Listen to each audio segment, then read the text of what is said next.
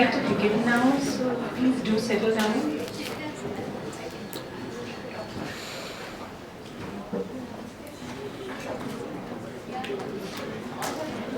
On behalf of Times Group Books, I would like to extend a warm welcome to Mr. Sunit Verma, Mr. Ravi Bajaj, Ms. Jayashree Mishra, Vinita, and all of you.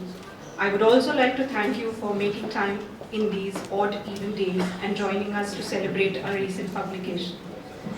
Times Group Books publishes books in all categories and formats, including coffee table books with special emphasis on non-fiction and spiritual books, repurposed from TOI content.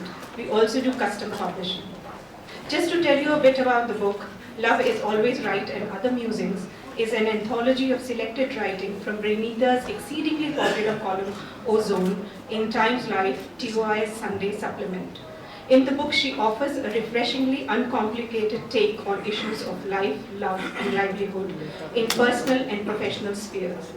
The book offers practical, feel-good ways of dealing with contemporary chaos in thought and relationships. Vinita Dawra Nangia, the author, is an associate editor, author, columnist, and with TOI. A leading lifestyle journalist, her forte is her incisive writings on society, trends, and relationships. Vinita is director Write India, a venture she conceptualized to discover the next generation of writers. Her other works are It's Your Life and Fashion Fair. It's our privilege that our guests, Mr. Sunit Verma and Mr. Ravi Bajaj, have agreed to launch the book, while Jayashree would be engaging the author in a conversation during the course of the evening. Brand Verma stands for fantasy, sophistication, and pure femininity, while Ravi has been credited with single-handedly changing the face of Indian menswear. For him, less is more. And Jayashree is a strong voice in contemporary Indian writing with 8 books to her credit. I would now invite Vinita to say a few words. Good evening, everybody, and a very warm welcome this evening here. If there's something that I really believe in, it is connects. I really believe in connects. I believe in the connections that we are born with. I believe in connections that we forge in life and go ahead with.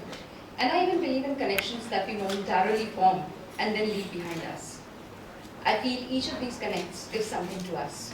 You know, in the movie Kalpana Renault, in the movie Queen, the scene that I loved best of all was where she walks along and with Lisa Hayden, and both of them are in Paris and they're just walking along, and she's talking away and there's a language barrier, so Lisa is not really able to understand what she's saying, but she goes on and on and on and on, and they forged a connect where at some point she sits down and Lisa even puts her head on her lap.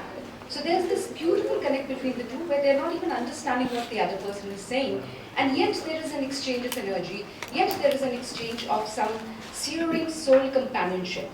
And I feel that any of the connects that we formulate in life, whether momentary or those that last a lifetime, expose our own selves to us. They reveal what we truly are. They reveal our true selves. And when they go away, they are left behind as memories. But before they go, they have really told us so much more about ourselves than we knew, and we know ourselves much better and more in depth. Coming to the next, since I believe so much in this, I have, over my career in Times of India, done a lot of different things. I have started off doing news with the main newspaper. After that, I got shifted to Saturday Times, where I started working on features.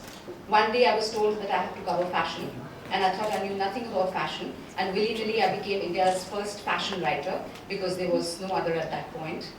And I started covering fashion at a time when fashion was just being started as an organized industry in India.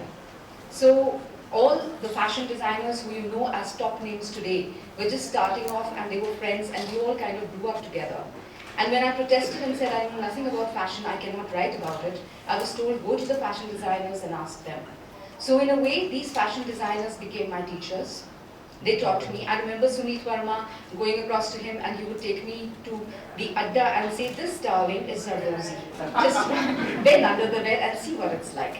And I would go across to Ravi Bajaj's boutique and he would say, idara, look from the inside of the garment. Don't look outside. Outside, everybody knows whether the garment is good or bad. But it's from the inside that you really come to know how good a fashion designer is. And right after that, he would say, now go to, I will not name the designer, her studio and check her work out. So it was a great learning. I would go to Ritu Kumar and I'd sit there and understand and learn a lot about fashion and a lot of designers at that time. And then along came this editor of mine, Prabha Chandran, who's sitting with us here today. And she was the one who really gave me wings in the world of fashion writing. She told me that when I came back and I said, look, I've seen the fashion show, but I don't know what to write about it. I really don't know. I don't understand much beyond what I think. She said, write what you think. Just go ahead, forget everything else, write what you think, and your confidence will come from that. And it did. So now that great fashion connect, it's because of that that I have these blasts from my fashion past here today to unleash this new book, to unveil it for me. Ravi Bajaj and Sunit Verma, I welcome you onto the stage. Please come here and help me unveil the book.